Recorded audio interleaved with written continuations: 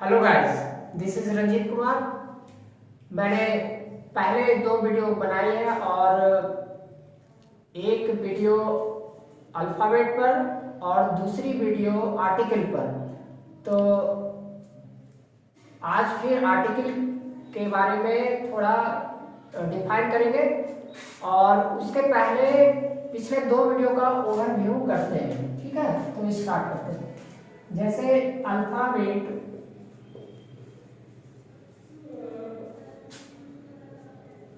एक होता है, लेटर्स 26 होता है और वॉवेल लेटर्स 5 होता है, कॉन्सोनेंट लेटर्स 21 होता है। ठीक है, और दूसरी वीडियो में आर्टिकल पर थी, तो आर्टिकल के बारे में भी रिव्यू करते हैं।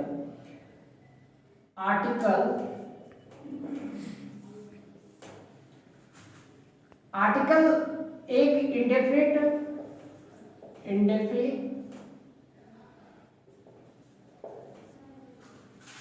और दूसरा डेफिनिट। ठीक है, तो इंडेफिनिट ए और एन और डेफिनिट द होता है। तो इंडेफिनिट आर्टिकल को हम साउंड के आधार पर भी यूज करते हैं। जैसे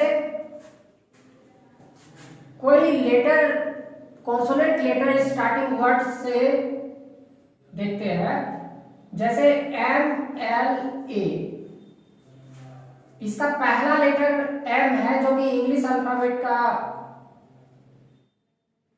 कॉन्सोनेंट लेटर से स्टार्टिंग है। और अगर इसको हिंदी में प्रोनाउंस करते हैं तो ए और एम ऐसे आता है। ए जो है ये हमारा हिंदी स्वर्ण वर्णमाला से है, तो उच्चारण जब साउंड के आधार पर कर रहे हैं तो ए पहला फर्स्ट प्रोनाउंस होता है एम, तो यहाँ पर एन का प्रयोग यहाँ पर करेंगे, N M L A, N M L ए।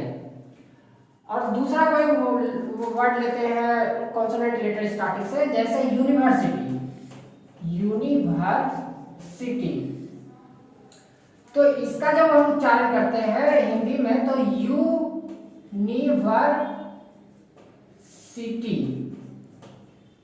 जो कि ये व्यंजन वर्णमाला से आते हैं, तो इसके साथ हम ए का प्रयोग करेंगे कि ये यूनिवर्सिटी, जबकि यू वॉवेल लेटर से, इंग्लिश अल्फाबेट के वॉवेल लेटर से आ रहे हैं। ठीक है, तो साउंड के आधार पर भी हम इसको यूज करते हैं। अब डेफिनेट आर्टिकल द को देखते हैं, थोड़ा इरेज कर लेते हैं इसे।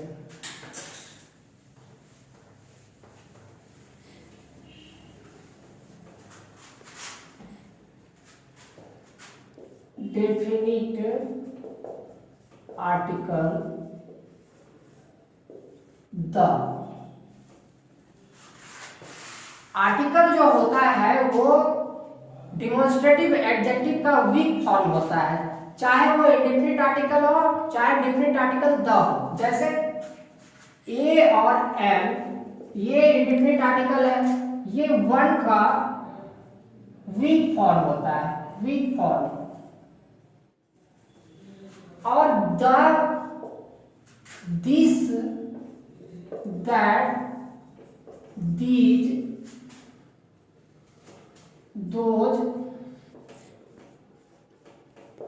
का वीक फॉर्म होता है। ठीक है, तो अब हम दिस, दैट, दीज, दोज और द को सेंटेंस के माध्यम से समझेंगे। जैसे एग्जाम्पल अगर लिखते हैं, दिस डिमॉन्स्ट्रेटिव एडजेक्टिव हमेशा जो है अपने बाद एक नाउन लेता है, तो दिस पेन इज रेड, यहाँ दिस पेन कहने का मतलब है क्या कि हम इंडिकेट कर रहे हैं कि दिस पेन, ये वाला, यह वाला पेन, यह कलम। हाँ, अब हम दिस पेन ना कह कर करके द पेन कहते हैं। The pen is red. यहां सेंटेंस में फर्क सिर्फ इतना ही पड़ रहा है, यहां पर दिस है और यहां पर द है। दिस कहने का मतलब क्या कि हम इंडिकेट कर रहे हैं कि यह कलम, और द पेन हम इंडिकेट ना कर करके पेन को डिफाइन कर रहे हैं, परफेक्ट कर रहे हैं कि यही कलम है।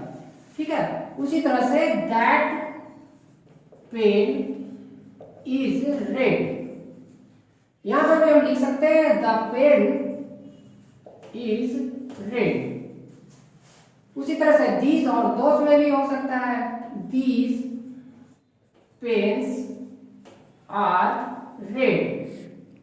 The pens are red. Those में भी उसी प्रकार के से हो जाएगा, those pens are red. The pens are red. तो यहां दिस दैट से अगर कंपेयर करें द को तो कुछ समझने में आसान हो जाता है, और दिस दैट दीज दोस्त का ये वीक फॉर्म द होता है।